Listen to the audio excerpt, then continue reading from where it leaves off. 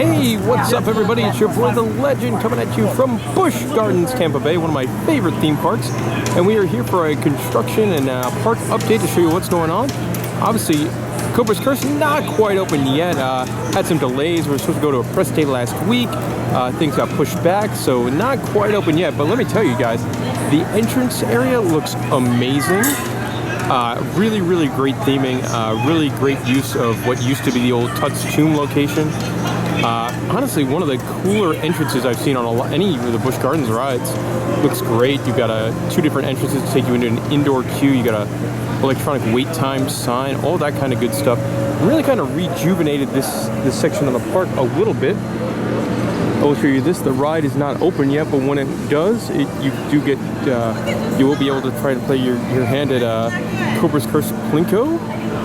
Also, they've upgraded these games a little bit, give them a little bit more modern touch, a little bit of theming elements there to sort of just bring them up to the modern speed of the aesthetic with the rest of the section of the park.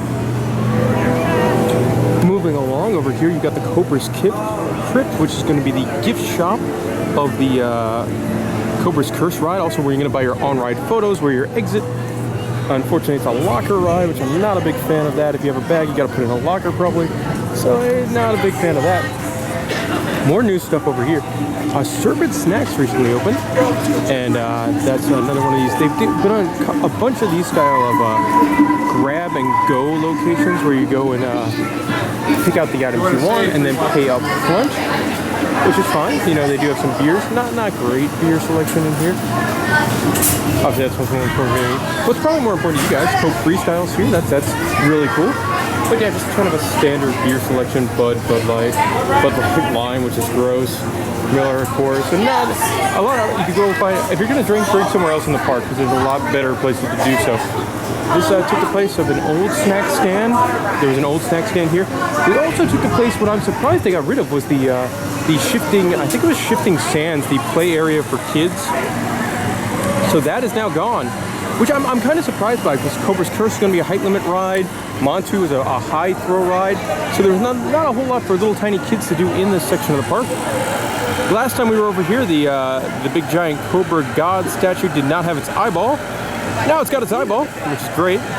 Ride looks phenomenal too. You can tell it's shiny and new. It fits in really well. A lot of great theming elements, and the ride looks fantastic. I haven't seen them doing any testing today, but what I have seen them test is the elevator lift here. That's been doing some testing, and I really don't think we're too far away. Obviously, this is one of the few construction walls that are left, because there's going to be a pathway to get you sort of over towards Crown Colony House and Edge of Africa. Now, this area has been really rejuvenated too. You've got one of these kids kind of buy a bag of dirt and then you gem for gold and that kind of thing, which is good. A lot of theme parks have one. It makes sense that Busch Gardens has one as well. Obviously, me at 31 years old, not a big fan, not something I'm going to do, but, you know, 7-year-old me would have loved that. I'm going to go check out the Cobra's Crypt, show you what kind of merch they're going to be selling for this thing. Because you know me, I travel all over these parks, and I tend to like the merchandise. And you can tell the whole shop definitely really well themed. Lots of cool merchandise. Obviously in the front here you got a lot of snake stuff, which makes sense. You got cool wooden snake guys and all sorts of stuff if your kid likes snake plushies. Now personally I don't like snakes, so if I was a child I would not be buying any of this because it would freak me out. Like that, I would not want to wear that shirt. Also, you got a lot of Egypt kind of stuff because we are still in the Egypt section of the park. But I imagine this stuff did sell when it was the old King Tut's gift shop, so it is brought back. Kind of interesting. Different for the theme park. Marbles, you get to fill a bag of marbles for $6. There you go. Of course, they sell the Cobra's Curse wine that we showed you in the last update. Now, kind of the cooler stuff is back here. Obviously, you got where they're going to be selling the on-ride photos. Lots of big LED screens, little LED screens. If you're a past member like me, you can buy a past member exclusive Cobra's Curse pin. What are these things? Look at these. It's like a Cobra's Curse lightsaber sword kind of thing. And then we get into some of the more specific merch. And this gets really interesting. You get some wild stuff like, how about Cobra's Curse Incense? For me, obviously, I'm a shirt guy, and I would definitely buy something like this. A very plain shirt, has a logo on it. I'm not sure if I'll go blue or gray, but I would definitely go one of them. How about this? More stuff for kids. Venom at $2.95 per tube is a liquid candy you could buy if you want to really ramp up your kids. And then here we go. We got sort of a new kind of shirt with all the different roller coasters on it. Cobras Curse, Secret Monsoon, Kumba, Cheetah Hunt, all the like. Interesting here, another kind of fill your own thing. You've got Taffy. You've got Wackies over there, which is themed to Cobra's Punch. If you're not familiar with that, well, it's a party in your mouth, boys. Alright, let's see. Cobra's Curse notepads. These are cool, like the Curvis, not exactly the Turvis style cups, but the no sweat style cups. Alright, we got some wackier merchandise over here. This is the more gaudy stuff that I'd probably not buy. Your string bags, your neon hats. I'm not going to wear a neon hat. I wear one hat and one hat alone, and that's my Yankee hat. So I'm not going to wear that. You got a kind of an interesting stylized shirt. I will say, not a stat guy shirt. Like any shirts with these stats on it, not normally a fan of. But lots of different stuff over here. Again, another big LED screen. Kind of interesting right now. The ride's not open, so they're showing off different promotions they're doing in the park. And let's see. Also, with those cool cups, you do get 99-cent refills on the day you buy it, so that's great. Oh, here we got some weird stuff here. Finishing it up. How about Cobra's Curse Baby Cobra's Gummy Candy? Cobra's Curse Cobra Fireballs. How about Pharaonic Tunic Belts? Okay, here we go. How about you reply in the comment section with what the hell is a Pharaoh's Tunic Belt? But interesting stuff over here, some neat merchandise. Definitely looking forward to it when this ride does open. Well, there's a large part of Cobra's Curse that is done and complete. One section that is not is they haven't really repaired back the Serengeti Plain area yet. You've still got this ugly kind of construction fence there and a bunch of dirt. So that's definitely something they need to fix up coming soon. One great thing with the construction on Cobra's Curse almost being done is that they got to reopen my beloved patio here at the now renamed Serengeti Outlook. And that's fantastic. As you guys know, in all my videos, I tend to stop here. I get to drink a nice 20-ounce Magic Hat, number 9. Relax. I get to drink a beer on this wonderful patio overlooking giraffes and ostriches, and it's just one of my favorite places to drink beer in the entire world, and definitely in the world of theme parks. So this is, to me, one of the most relaxing places. Also, man, from this angle, Cobra's Curse is looking great. You can see the fencing for the train in the high zones and the low zones. It's looking really, really pretty looking ride. You also got some of the, now I haven't been here about a month or so, but you get all the horticulture that's all done.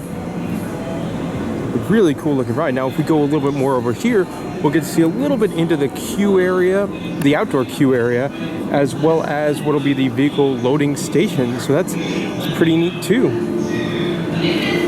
All right, so here we are. Over there, get to see some of the queue going on. Now there's going to be a lot of indoor queue in the old Tut's Tomb, but there will be some outdoor queue too. I love how the theming with the tents on the second level. I think that's really, really neat. And then over here, you can see into the train barn, where you can see all the different cars. It looks like they're going to have a lot of cars on this thing. And they are all lined up there, getting ready to go. A little bit more of an overview of the ride itself. Let's go over here to check out how the station is looking. And here we are at the station. Looking good. I'm really digging this ride. I think it's going to be a really neat experience going through that gateway there to go up an elevator lift's going to be really, really cool.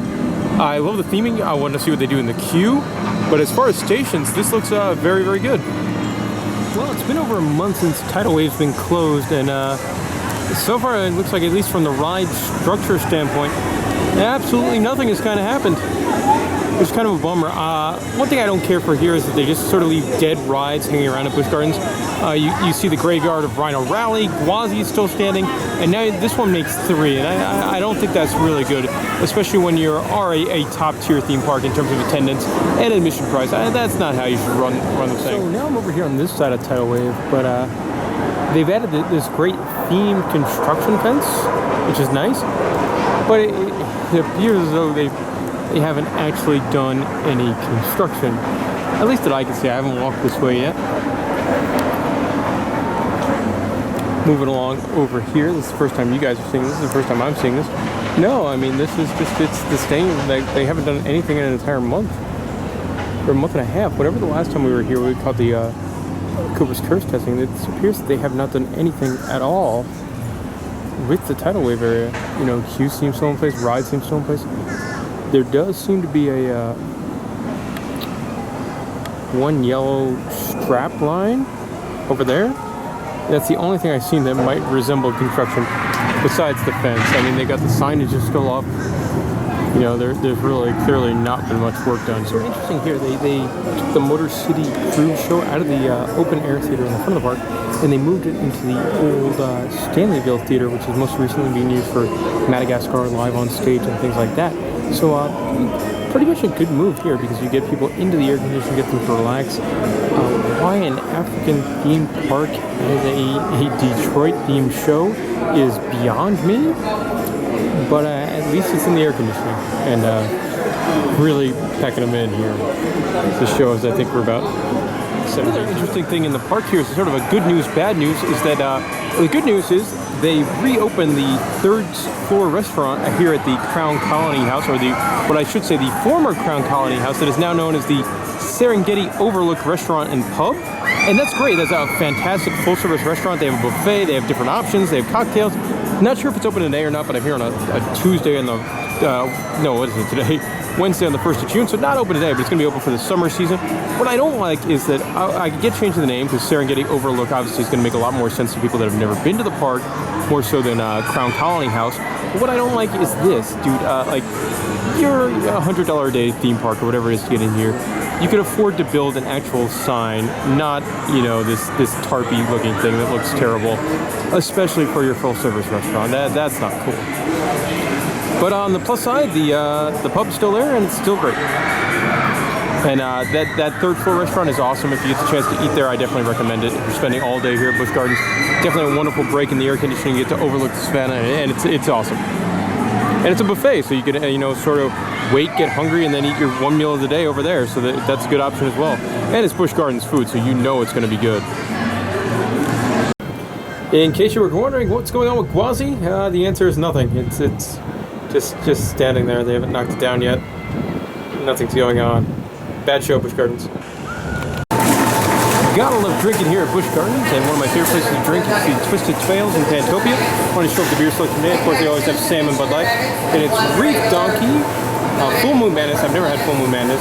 Cigar City Highlight, which is amazing. Funky Buddha Floridian Hefeweizen, St. Pete Orange Wheat, and I'm drinking this, man. This is awesome. Brewbrow Pure Raspberry Ale from Founders. I'm a raspberry guy, and this is absolutely amazing. I do really like the Edge of Africa exhibit over here with some of the cool stuff you can find, but this is the first time I've ever seen this. In the back of the pickup truck Jeep thing here, you've got a hyena sleeping. Aww. Interesting. He can actually catch a cold that you might have, or get sick from something that we're carrying, some of our germs. So we have to be really careful to make sure that we're not going to be sharing any of that with him. So Jose and... So I hope you're ready for some cuteness, because here's some cuteness. Whole bunch of meerkats cuddling together. So this is really, really cool. I'm currently feeding the flamingos. I look at eating food out of my hand. I spilled a little bit of food, so now they're eating off the floor. But really, really neat here. So flamingos are pretty weird looking. Even more weird looking up close, and they have these funny beaks. That guy doesn't want food. That one wants food. There's also the friendly Nene Goose. You want any more food? Yeah, gotta feed that guy. That guy's the best.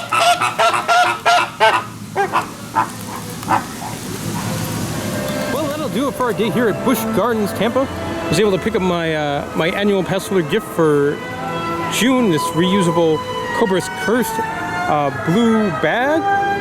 Fun times. I love this park. Very, very relaxing.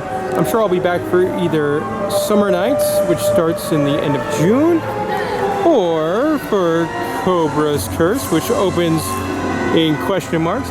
But a great day. Animals, beer, roller coasters, combining three of my favorite things into one. Always a great time here at Busch Gardens Tampa. Hope you guys enjoyed watching this video. Be sure to subscribe so you get all the different videos from myself, Clint, Drew, everybody else that helps us out with the channel, and from theme parks all over the country. Not only that, like tourist attractions and cruise ships and anything we think is neat, well, that's where we post from. Also, to stay up to date with all of our latest, check us out on Facebook, facebook.com/InTheLoopPodcast. That's where all three of us post stuff.